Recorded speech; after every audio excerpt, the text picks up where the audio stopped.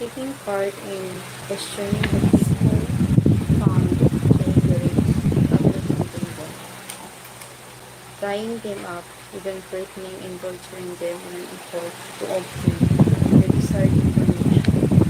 22 were the accused the Japanese soldiers raided and looted the house of a certain person, capturing all the things, turning and tortured and killing her.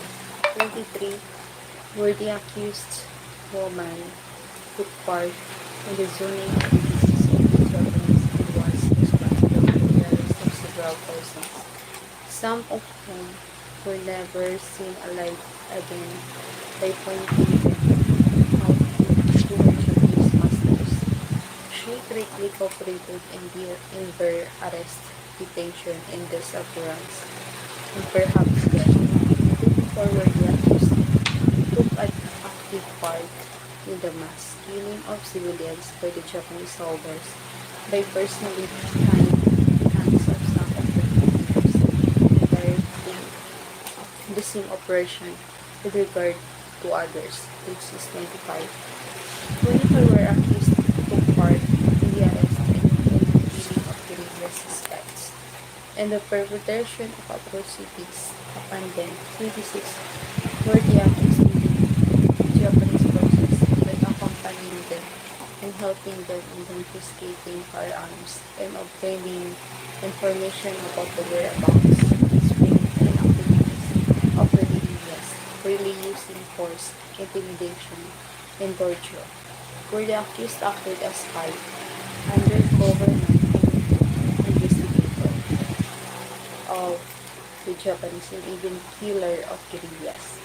Vincent Killing was discerned to bow and trample on Americans to surrender their firearms and disclose information about the guerrillas, and his maltreatment of two victims was so cruel, brutal, and inhuman that it is not almost unbelievable that a Filipino could have committed such atrocities on his own country, but evidently war, confusion, and opportunism can produce characters and monsters unusually things in normal times.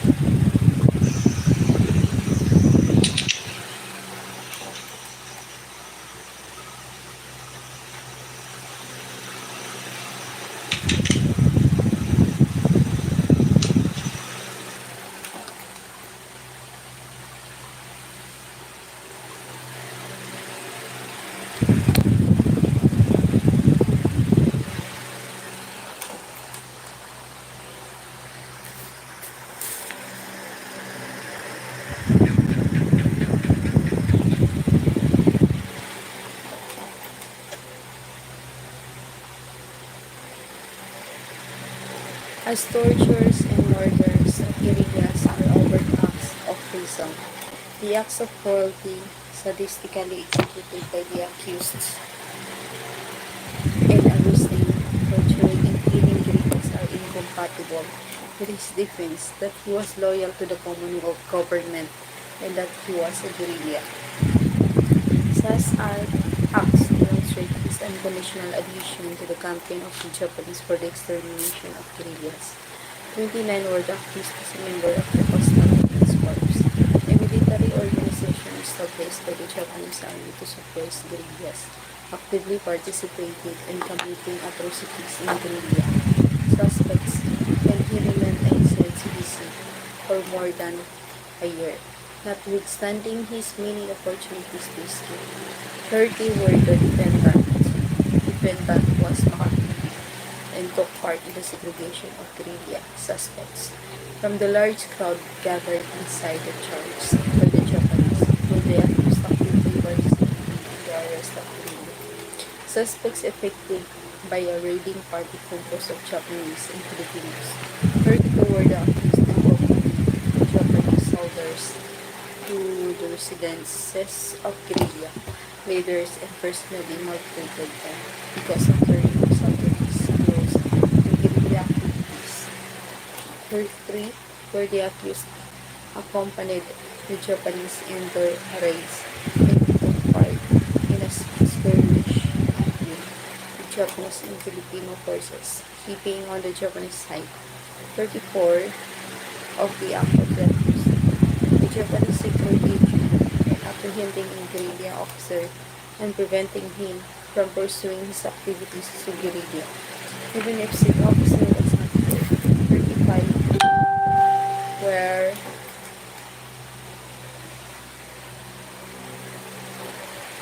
35 were the accused acted as a spy,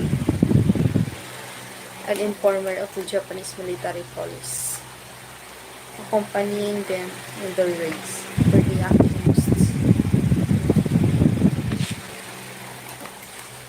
For the accused, ayudo a los soldados japoneses en la operación de datos para capturar a los oficiales Coronel Garcia y Capitán Inakay del Ejército Americano y a los miembros de la guerrilla en daño y perjuicio de la guerra de resistencia y interés del pueblo cubano. 37 were the accused voluntarily gathered information about the underground forces imparted to the Japanese and effectively helped the latter in the arrest of several guerrilleros, arrests that resulted in the liquidation of two secret operatives of the resistance movement. 38 were the accused member of the Kaikon Hukai, a military unit attached to the Japanese naval police, was instrumental in killing of the 15 persons helping guerrillas. 39 were the accused member of the P1 Volunteer Guards, an organization helping the Japanese army assisted in the killing of guerrillas in 2000. Were appellants in company of 4 armed Japanese soldiers pursued certain guerrillas, and he evacuated to the Japanese from Lopez to Alabama. He was convicted at prison, although only 1 count was proved. Were the accused for razones solo injustabil, prefirieron ayudar y los japoneses en la captura de guerrilleros y de aquellos que salvaron a un aviador americano y además días antes en la obtención de municiones de boca para el enemigo en perjuicio de sus planos. The overt acts may consist en la ayuda abierta, cordial y efectiva que el acusado prestó en los soldados japoneses en la incaución y ejecución de municiones de bucae de guerra y en la persecución y ejecución de miembros del Estado. But the accused is not guilty of treason if he caused the arrest of the victims by the police because he believes that they were responsible for his brother's deaths, and if he had to intervention in their subsequent torture by the Japanese. Speech and considered prisoners.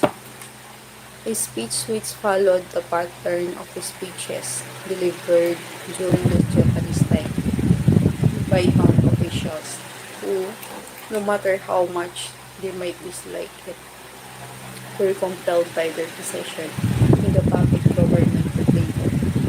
If maintain a certain degree of collaboration with the enemy in order to retain his confidence and remain in his good graces. He is not sufficient to complete one officer's service in the public government, not amounting to treason.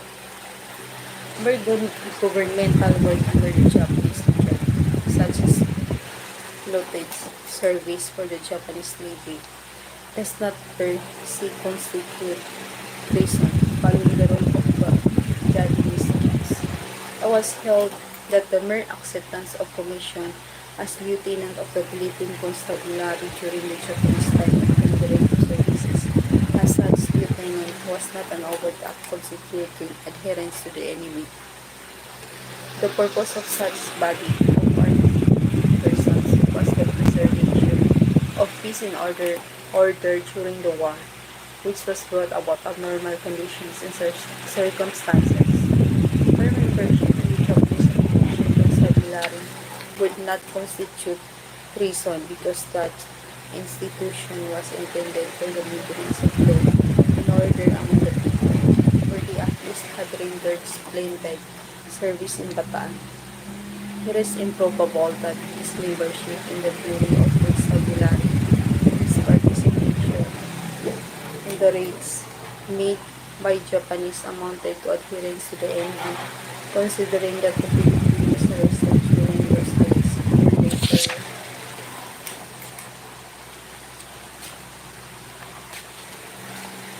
released. Those who refused to cooperate in the face of danger were patriotic citizens, but it does not follow the faint-hearted to give inward freedoms. Were the alleged victims were arrested because they were implicated in apparent arson and not because they were suspected as guerrillas. Defendants alleged participation in said arrest as a constabulary soldier cannot be considered treasonous. Possibly, under certain circumstances, members of the police force during the Japanese occupation who merely urged guerrillas to keep the peace and to stop their activities did not commit treason. But when said officers not content in rendering deep service to the enemy by making pleas for public order to further encourage their own countrymen who were guerrilla or guerrilla sympathizers, they are guilty of treason. Sale of certain goods to the enemy was held not to be treason. Sale to the enemy following crystals and water pipes does not per se constitute treason. Said articles of material are not exclusively for war purposes. Your sale does not necessarily carry an intention on the part of the vendor to adhere to the where two probabilities appear from the evidence. The one compatible with the presumption of innocence will be adopted. Confession in open court. Treason may be proven in two ways. Confession in open court by the accused, which means plea of guilty to the treason charge, and testimony of two witnesses to the same offense. Confession in open court does not include admissions of fact made by the defendant. Giving his testimony after a plea of not guilty, the testimony of a constabulary detective as to the confession made to him by the accused is not sufficient to support a conviction of the person. A confession of this crime to be effectual must be made in open court, where the defendant accepted from the self-styled Secretary of War of the Katipunan Society a commission as captain of the Philippine Army, but he never made an attempt to act as such. That acceptable, nothing else being done, was not an overt act of treason. Appellant's admission in a document that is alleged to Japanese activities whose document was objected by his counsel are not sufficient to sustain his conviction for treason. Proof of Philippine citizenship. The defendant in prison case does not admit his citizenship, and it is incumbent upon the prosecution to prove it. It may be proven by means of his official record in the Bureau of Results, setting forth his personal circumstances and by the testimony of witnesses who had the accused to have been born in the Philippines of Filipino parents. The pretense of the accused that he did not know whether his parents were Filipinos was considered absurd, considering that he was a high school graduate and candidate for vice mayor in Singapore.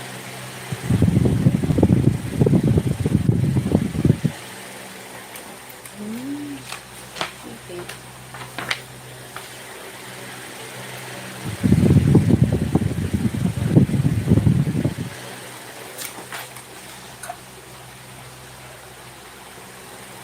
In one case, defendant admitted at the trial that he was a Filipino citizen.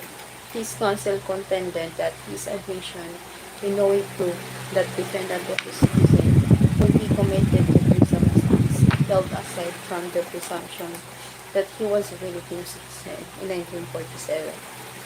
He must have had the same citizenship in 1944. It is a faction by the defense itself that the defendant was a constabulary man. Only Filipinos could become members of the constabulary. In another case, defendant's citizenship was proven by the testimony of several witnesses who had known him to be of Filipino parents, and by defendant's admission that he was a ganap MP Paul V. Capalaran.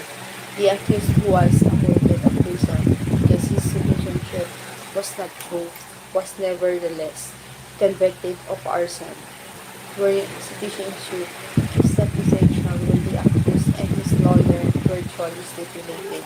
As to the Filipino citizenship of the accused, they are bound by the stipulation.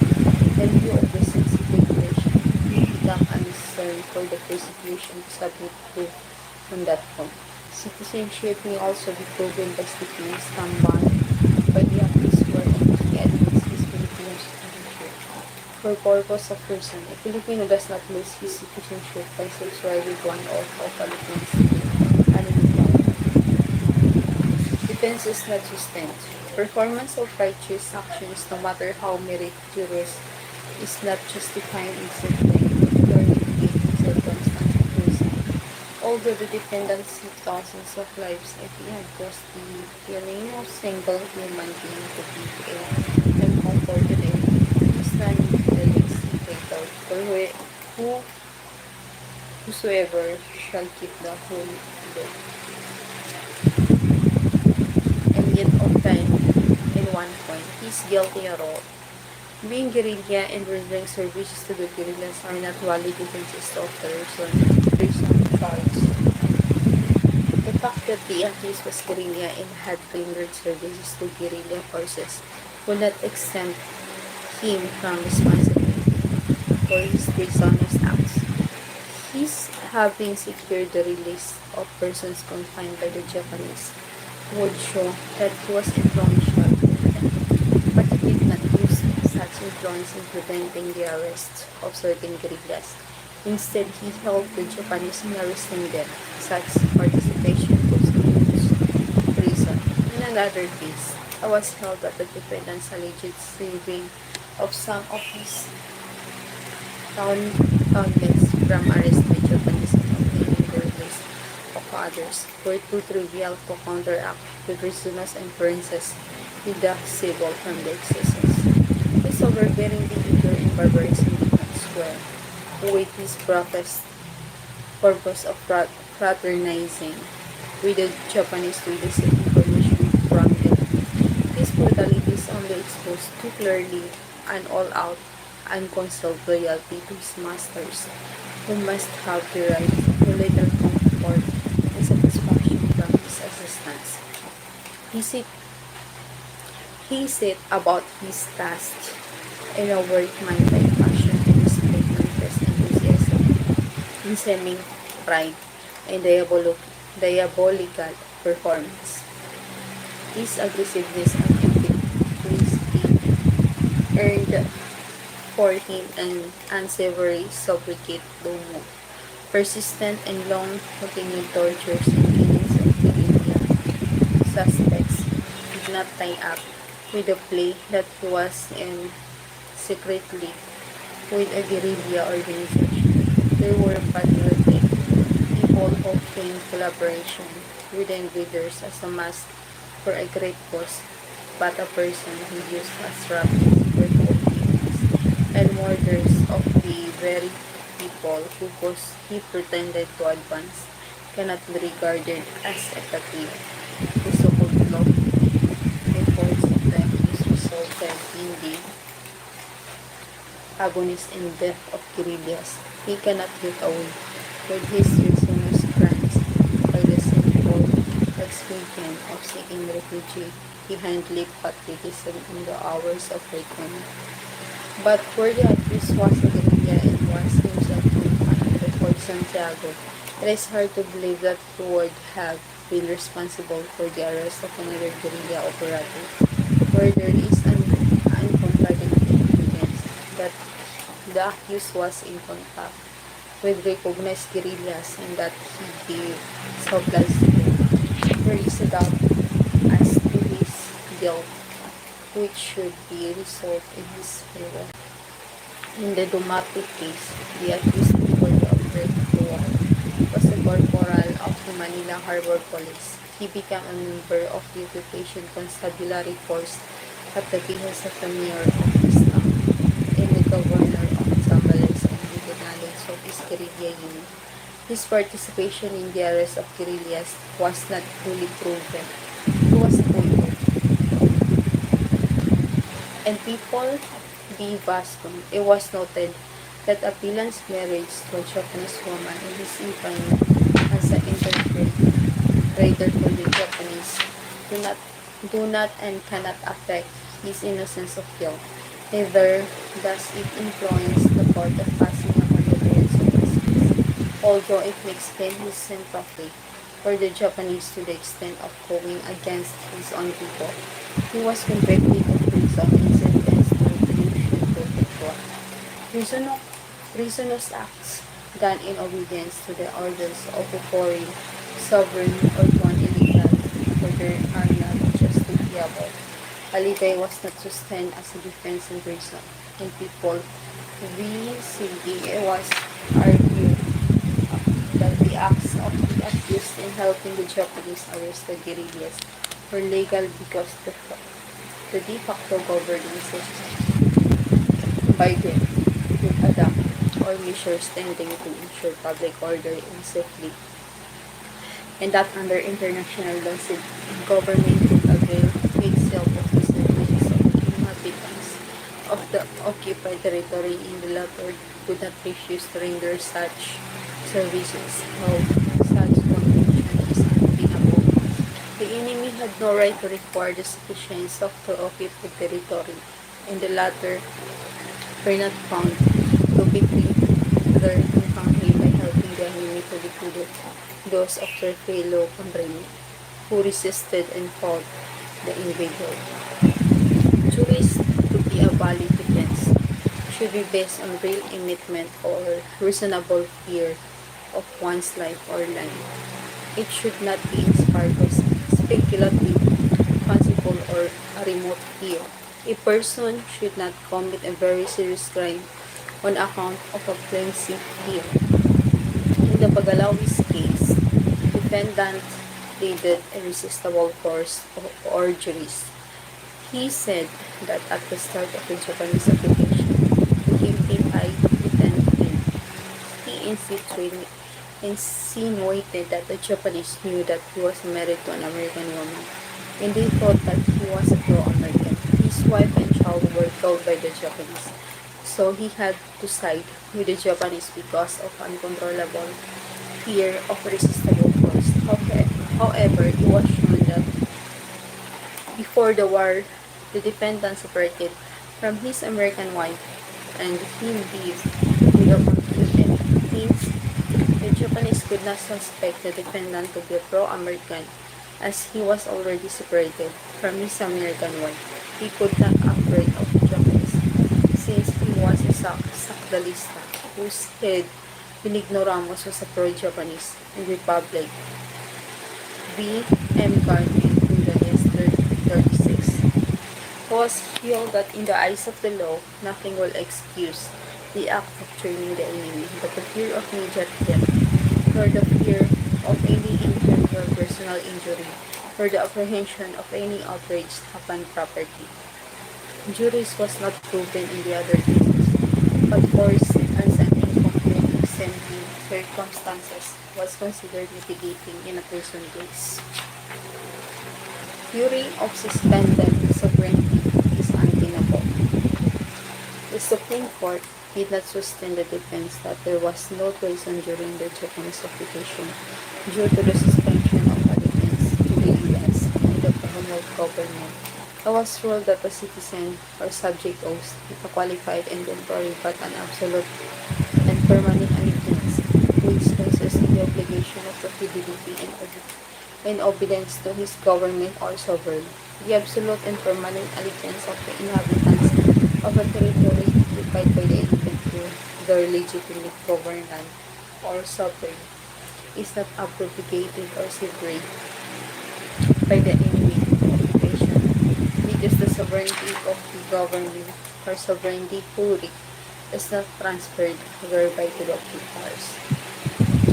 The subsistence of the sovereignty of the legitimate government in a territory occupied by the enemy during war, although the former is in fact prevented from exercising supremacy over them, is an existing rule of international law, just as a citizen or subject of the government or sovereignly be convicted of treason committed in a foreign country, in the same way of inhabitant of a territory occupied by the enemy may commit treason against his own legitimate government or sovereign if he adheres to the enemies of the latter by giving them aid. Modifying circumstances in prison. Treachery aid of armed men and cruelty may be aggravated in prison. The commission of overacts may be attendant with the aggravating circumstances not necessary in giving aid and comfort to the enemy. However, aggravating circumstances inherent of the overacts should not be considered. Cruelty was aggravating in a prison case, where the brutality with which illegal physical injuries were delivered was unusual, but it was compensated by plea of guilty, rapes, wanton robbery for personal gain, and other forms of cruelty or contempt in their perpetration will be regarded as the aggravating circumstances of ignominy and cruelty in the prison.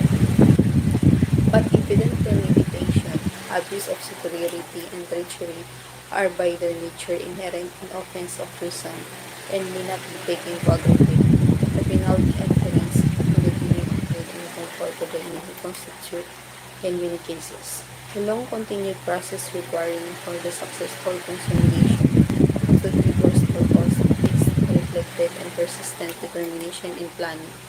The enemy to whom the accused adhered was itself the personification of the superior force, and it was the superior force which enabled him to overrun the country and for a time subdue its inhabitants by his brutal rule. The law does not expect the enemy and its adherents to meet their post on even terms according to the romantic traditions of chivalry. Conflicting rulings have been rendered on whether lack of instruction is mitigating in person. See notes under Art. 15. Bad was considered aggravating in prison. Persecution by guerrillas is not an analogous mitigating circumstance in prison, but the fact that the defendant was 19 years old when he committed treason, and that he was dependent for support of his brothers who were employed by the Japanese may be considered an analogous mitigating circumstance. Rules for fixing penalty in prison. Special rules have been evolved for determining the penalty in prison. The rules in Art 64 are not strictly applied. Ordinarily, the absence of modifying circumstances. Treason should be punished with reclusion perpetual, but treason is not an ordinary offense, which must be punished according to the strict rules, legal rules.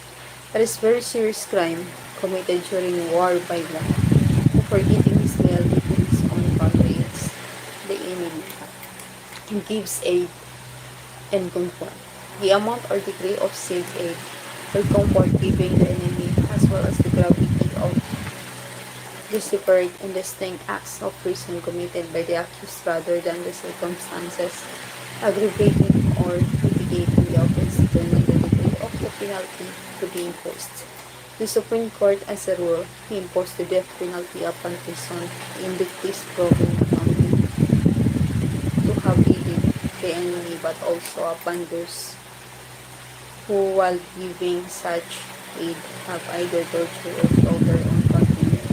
In these latter cases, only when the necessary number of votes were obtained if the necessary votes could not be obtained.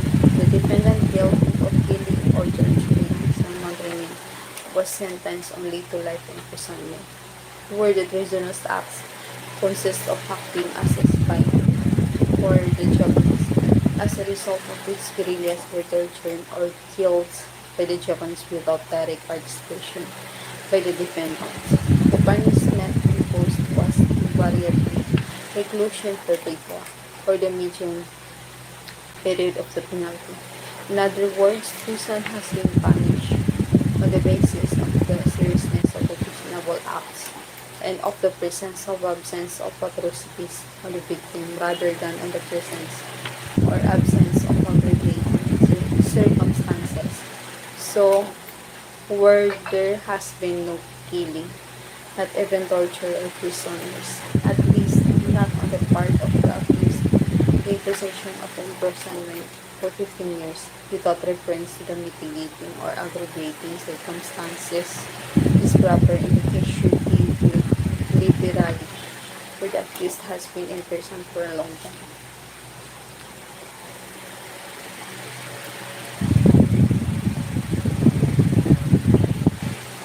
As a premeditation, treachery, and abuse of superiority.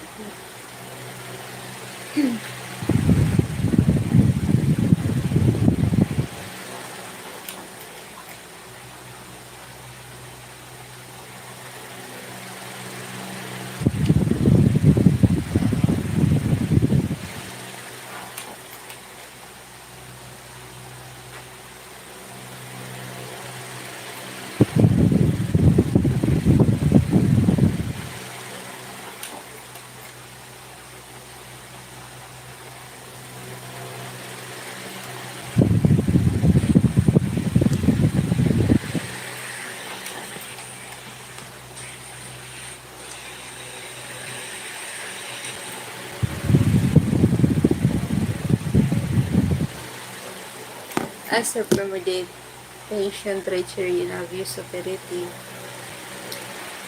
are inherent traits and characteristic killings. The killings themselves and other accompanying crimes should be considered for measuring the degree and gravity of the criminal responsibility irrespective of the manner in which they were committed. Were not this the rule treason, the highest crime known to law, would confer on its perpetrators advantages that are denied to simple murderers to avoid such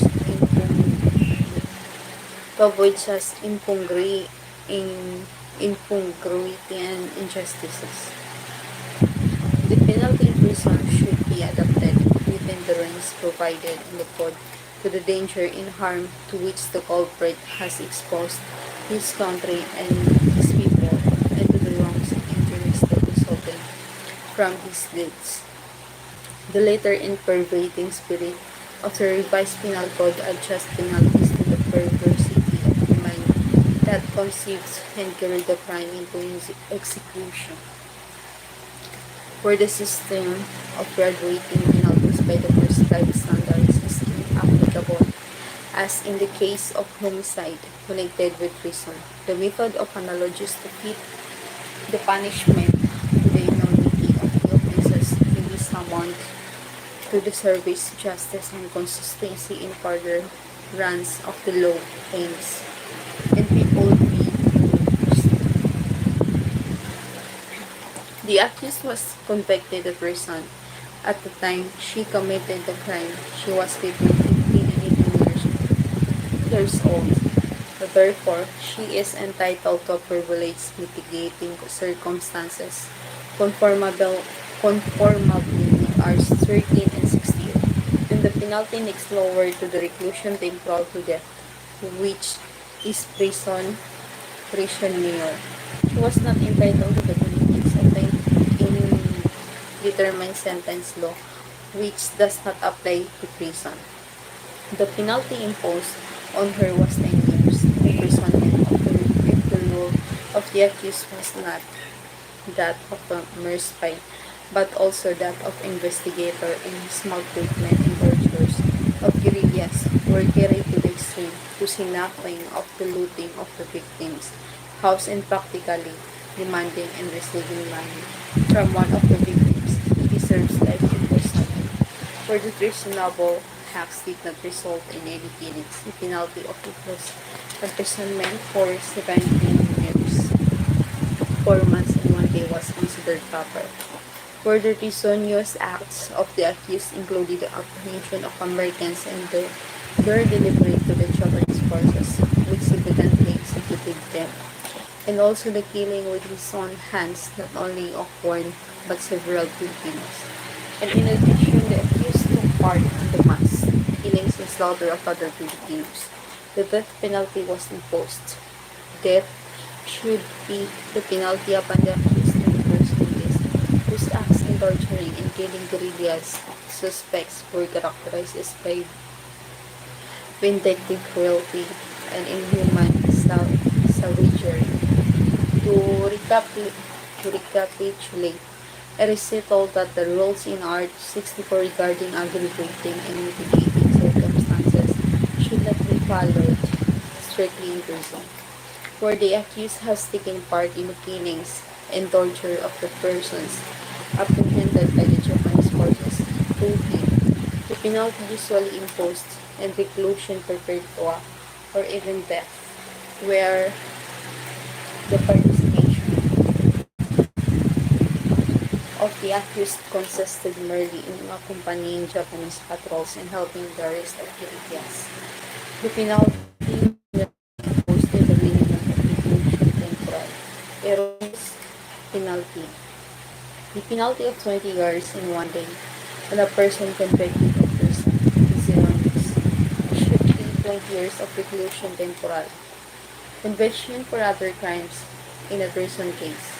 Section number 2 of the Commonwealth Act number 650, which created the People's Court that is no longer in force, provide that where the opinion evidence is not sufficient to support the offense treason charged, the People's Court may nevertheless convict and sentence the accused for any crime including the acts alleged and information established by the evidence. Those for the treason was not proved, but the arson charge was proved, the accused was convicted of arson.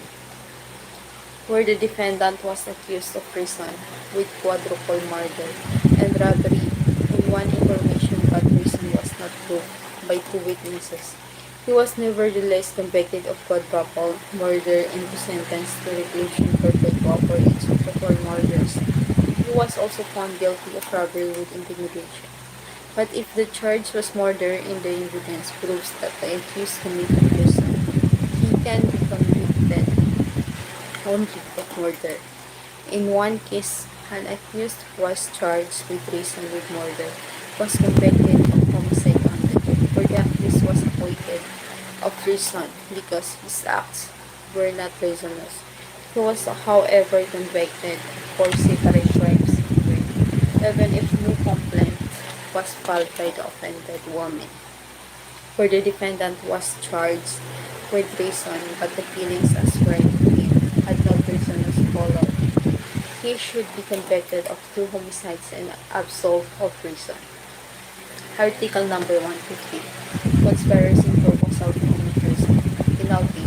The conspiracy or proposal to commit the crime of a treason shall be punished respectively by prison mayor and a fine 5,000 pesos. And by prison, correctional in a fine not exceeding 5,000 pesos. Notes. Article number 115 was taken from Section 4 of Article 282. Rison's conspiracy is illustrated in U.S. v. Francisco Bautista, where it was held that the fact that one accused of conspiracy to overthrow the government has actually voluntarily accepted a punishment by the conspirators as an official of their armed forces, risked or to be risked for the furtherance of the designs of the conspirators, may be considered as evidence of the criminal connection of the accused with the conspiracy. The conspiracy and proposal to commit treason. In the Bautista case, it appears that in 1903, a junta was organized and conspiracy entered into by a number of Filipinos resident in Hong Kong to overthrow the U.S. government of the Philippines by force of arms and to establish in each state a government to be known as the Republica Universal Democratica Filipina. One Penrose was recognized as the titular head of the conspiracy and one Artemio Ricarte as chief of the military forces to be organized in the Philippines. And the furtherance of the plans of conspiracy hats in Hong Kong. Francisco Bautista was an intimate friend of Ricarte. Ricarte notified Bautista of his coming to Manila.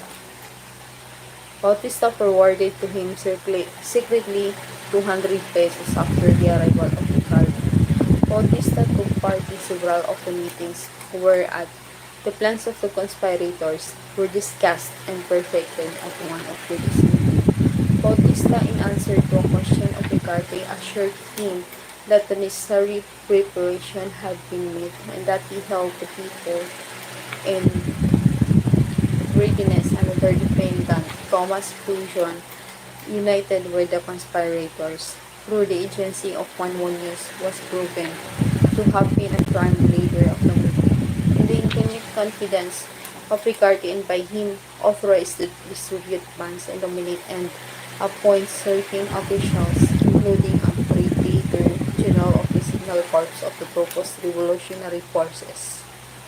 When the conspiracy was being brought to a Quezon held several conferences. Testimonies were at the plans were made for the coming insurrection.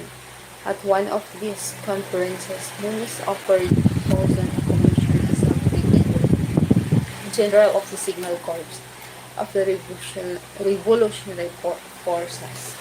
When Quezon accepted commission, he voluntarily united himself with the conspirators and undertook to do part in organizing groups. At a later conference, he assured the Muñoz that had things in readiness, meaning thereby that he had duly performed the terms of commission. For Bautista,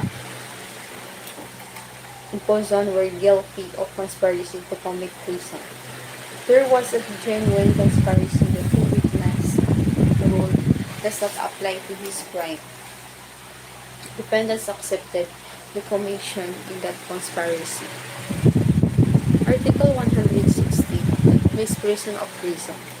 Every person owing allegiance to the government of the Philippine Islands without being a foreigner and having knowledge of any conspiracy against him who conceals or does not disclose and make known the same as soon as possible to the governor or fiscal of the province of the or the mayor or fiscal of the city in which he resides, as the case may be, shall be punished as an accessory to the crime of treason. Notes. Article 116 was taken from section number 2 of Act 292. Note that Article 116 requires Philippine citizenship for the crime of misprision of treason. Wiring. If this requirement was affected by the amendment of Article 140, penalty of accessory is 2 degrees lower than that for the principal or prison correctional in this case. Article 117, espionage. The penalty of prison correctional shall be inflicted upon any person who, number 1, without authority therefore, enters a warship, port of naval, or military establishment or reservation to obtain any information, plans, photographs, or other data of a confidential nature relative to the defense of the Philippine Archipelago. Or number 2, being in possession by reason of the public office he holds such articles, data, or information related to in the preceding paragraph discloses their contents to a representative of the foreign nation. The penalty next higher in degree shall be imposed if the offender be a public officer or employee.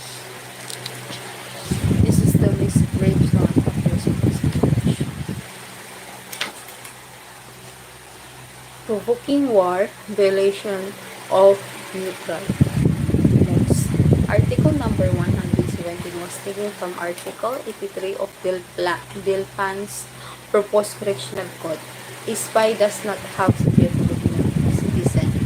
The second paragraph of Article 117 requires that the offender be a public officer, and which case the penalty next higher in degree or prison near shall be imposed. See Special Law on Espionage. Section number 2, provoking war and disloyalty in case of war. Article 118, inciting to war or giving motives for reprisals. The penalty of reclusion temporal shall be imposed upon any public officer or employee, and that of prison near upon any private individual who by unlawful or unauthorized acts provokes or gives occasion for a war involving or liable to involve the Philippine Islands or exposes Filipino citizens to reprisals on their persons or property. Notes, Article 118 was taken from Article 148 of the Old Penal Code and 84 of the proposed correctional code. The offender may be a public officer or private person. Article 145 of the Old Code makes the distinction between a case where the war or reprisal take place in case where the war or reprisal do not occur. Article 118 makes no such distinction via the says that the under Art 118 intention of the accused is immaterial. What is material is the effect produced by the acts of the accused. Examples of acts punished by art. Article 118. Article 127 of the Spanish Penal Code are the public destruction of the flag or seal of a foreign state and public manifestations of hostility to the head of another state or against foreign ambassadors. See Republic Act No. 75 regarding international rights of foreign diplomats and consuls. Article No. 119, violation of neutrality. The penalty of treason, correctional shall be inflicted upon anyone who, on the occasion of the war in which the government is involved, violates any regulation issued by the competent authority for the purpose of enforcing neutrality. This is the correspondence with hostile country and flight to enemy's country. Notes. Article 119 was taken from Article 85 of Dilpan's proposed correctional code. Article 120, correspondence with hostile country. Any person who in time of war shall have correspondence with an enemy country or territory occupied by enemy troops shall be punished by prison correctional if the correspondence has been prohibited by the government, by prison mayor if such correspondence be carried on in chambers or conventional signs, and by reclusion temporal if notice or information be given thereby which might be useful to the enemy. if the offender intended to aid the enemy by giving such notice or information, he shall suffer the penalty of reclusion temporal to death. Notes, Article number 120 was taken from Article 149 of the Old Penal Code and the Art 86 of Delphan's Proposed Correctional Code. The offense may be committed only during wartime. It may be committed by a citizen or alien. It is not necessary that correspondence should benefit the enemy. The 1944 Spanish Code punishes correspondence by means of cable or telephone. Article 121. Flight to enemy's country. The penalty of arrest misdemeanor shall be inflicted upon any person owing allegiance to the government attempts to flee or go to an enemy country and prohibited by competent authorities. Article number 121 was taken from Article 150 of the Old Penal Code and Article 87 of the Proposed Correctional Code. The accused must be a Filipino citizen. Piracy. Section 3. Piracy and mutiny on the high seas or in Philippine waters. Article 122. Piracy in general and mutiny on the high seas of or in Philippine waters.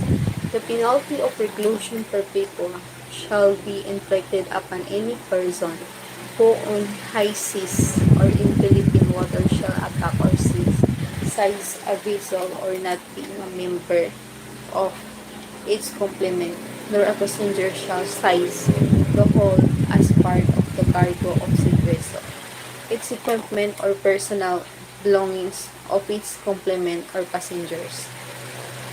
The same penalty shall be inflicted in case of mutiny on the high seas or in the Philippine waters. Article 123. Qualified piracy. The penalty of reclusion perpetua to death shall be imposed upon those who commit any of the crimes referred to the preceding article. Under any of the following circumstances: number 1. Whenever they have seized a vessel by boarding or firing upon the sea. Number 2. Whenever the pirates have abandoned their fleet without means of saving themselves. Number 3. Whenever the crime is accompanied by murder, homicide, physical injuries, or as amended by RE number 7659, which restored the death penalty for heinous crimes effective December 31, 1993. Article 122 and 123 were taken from Arts 153 and 154 in Arts 91 and 92 of the Old Penal Code and Delphan's Correctional Code, respectively. The Spanish Penal Code of 1944 extends piracy to the seizure of avionics, aeronaves, or operative similarities. Article 122 does not apply to the seizure of warships. Skyjacking is penalized under Representative Act number 6235 approved on June 19, 1971. CP 97. Under the original provisions of the Article 122, piracy was committed only on the high seas, which refer to the unenclosed water of the ocean, on the sea coasts, which are outside the boundaries of the low water mark, and by persons who are not a member of a complement or a passenger of the vessel attack. Article number 648 of the Code of Commerce defines the complement of a vessel as all the persons on board from the captain to the cabin boy necessary for the management, maneuvers, and service, and therefore the complement shall include the crew, the sailing mates, engineers, stokers, and other employees on board not having specific designations, but it shall not include the passengers or the persons whom the vessel is transporting. However,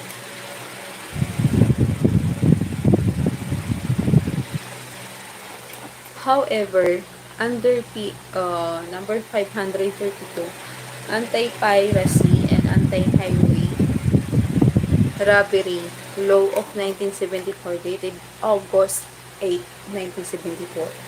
Piracy includes any attack upon any vessel in the Philippine waters committed by any person, including a passenger or member of the complement of said vessel. The penalty for qualified piracy becomes the mandatory penalty of death, as amended by Republic Act No. 7659, effective December 31, 1983. The penalty becomes slightly flexible, reclusion perpetua to death, but under Republic Act 9346, prohibiting the imposition of death penalty in the Philippines, approved on June 24, 2006. The death penalty has been commuted to reclusion perpetua without parole. Mutiny, which is the unlawful resistance to a superior officer or the raising of commotions and disturbances on board a ship or against the authority of its commander, is committed by members of the complement of the vessel.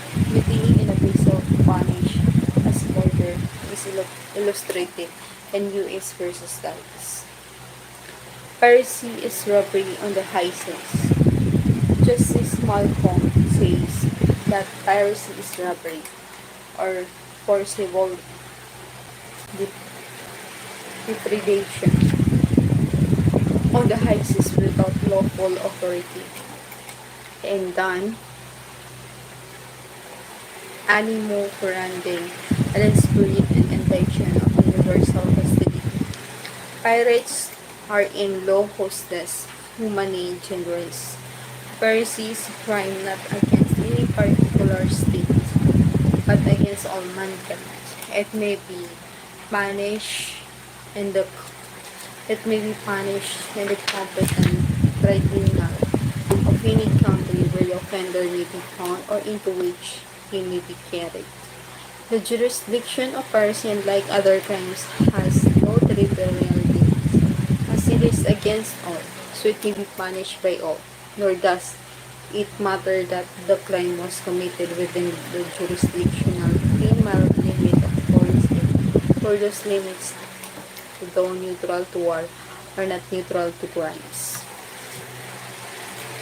Okay, that's it for now. Thank you very much. My book, the book that I am reading is the 48 Laws of Power by Robert Greene. Okay, thank you so much. Thank you so much. Thank you.